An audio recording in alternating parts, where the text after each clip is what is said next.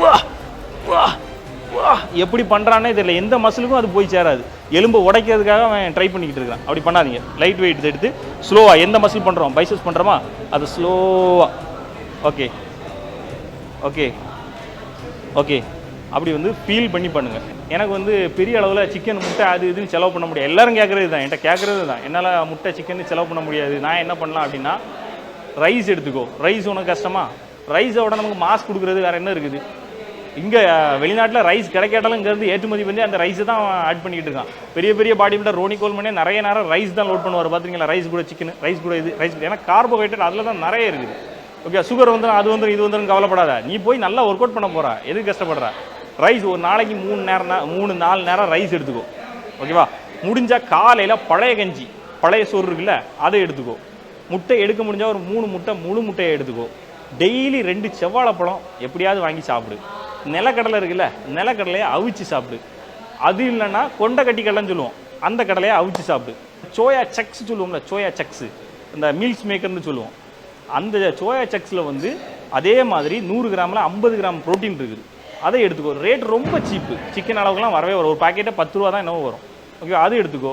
இந்த மாதிரி இது எல்லாத்தையும் ஒரு நாள் ஃபாலோ பண்ணக்கூடாது, கண்டினியூஸாக ஃபாலோ பண்ணணும். 2 செவ்வாழைப்பழம், மீல் மேக்கரு, அதுக்கப்புறம் வந்து ஒரு 4 நேரம் ரைஸு, அப்புறம் கொண்டக்கட்டி கடலை, நிலக்கடலை, இது இவ்வளோத்தையும் டெய்லி ஃபாலோ பண்ணணும். பல்க்கு தன்னால் வரும், வர்றது வரைக்கும் கண்டினியூ பண்ணணும்.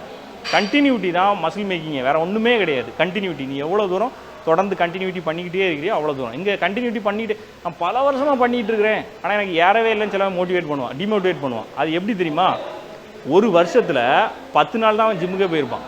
ஆனால் எப்படின்னா ஒவ்வொரு மாதம் ஒவ்வொரு நாள் போயிருப்பான். டயட் எத்தனை நாள் ஃபாலோ பண்ணியிருப்பான்? 2 நாள், வாரத்தில் 2 நாள் ஃபாலோ பண்ணியிருப்பான். வருமானா வரவே வராது. கண்டினியூட்டி தான் உங்களுடைய மசில் மேக்கிங்கோடைய சீக்ரெட்டு. ஸோ நீங்கள் பண்ணுறத கண்டினியூவாக பண்ணணும். எவ்வளவு கொடுக்குறேங்கிறது மேட்ரு இல்லை, அதை எவ்வளோ நாள் கண்டினியூவாக கொடுக்குறேங்கிறது தான் மேட்ரு. ஓகேவா? அதை ஃபாலோ பண்ணுங்கள். வெயிட் லாஸ் ட்ரைனிங் பண்ணுறவங்க ஜிம்முக்கு கண்டிப்பாக போகணுமான்னு கேட்டால் கிடையவே கிடையாது. வெயிட் லாஸ் பண்ணதுக்கு நீங்கள் வந்து ஃபுட்டை வந்து ரொம்ப கம்மி பண்ணணும். என் அக்கா, என்னுடைய சொந்த சிஸ்டருக்கு வந்து நான் ஒரு டயட் பிளான் பண்ணி கொடுத்தேன். அந்த டயட் பிளானை உங்கள்கிட்ட ஷேர் பண்ணுறேன்.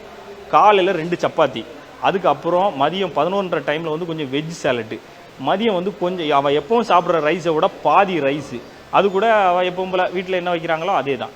அதுக்கப்புறம் 4:30 டைம் ஒரு பிளாக் காஃபி, 2 டேட்ஸு, 2 பாதாம், அதுக்கப்புறம் நைட்டு மறுபடியும் 2 சப்பாத்தி. அவள் ஒர்க் அவுட் பண்ணாலான்னு கேட்டால் கிடையவே கிடையாது. லேடிஸுக்கு ஓகேவா, ஒர்க் அவுட் பண்ணாலாம் கேட்டால் கிடையவே கிடையாது. ஆனால் வெயிட் லாஸ் ஆகிருக்கான்னா 2.5 மாதத்தில் நாங்கள் வந்து 8 கிலோ கம்மி பண்ணியிருக்கிறோம். சைஸ் அப்படியே சுருங்கிருச்சு, கரெக்டாக ஆகிட்டா. அவள் ஒர்க் அவுட் எதுவுமே பண்ணல, ஏற்கனவே இருந்த ஃபுட்டை வந்து அப்படியே கம்மி பண்ணி ஸ்நாக்ஸு அது எல்லாத்தையுமே கண்ட்ரோல் பண்ணி இந்த டயட்டை தான் ஃபாலோ பண்ணியிருக்கிறான்.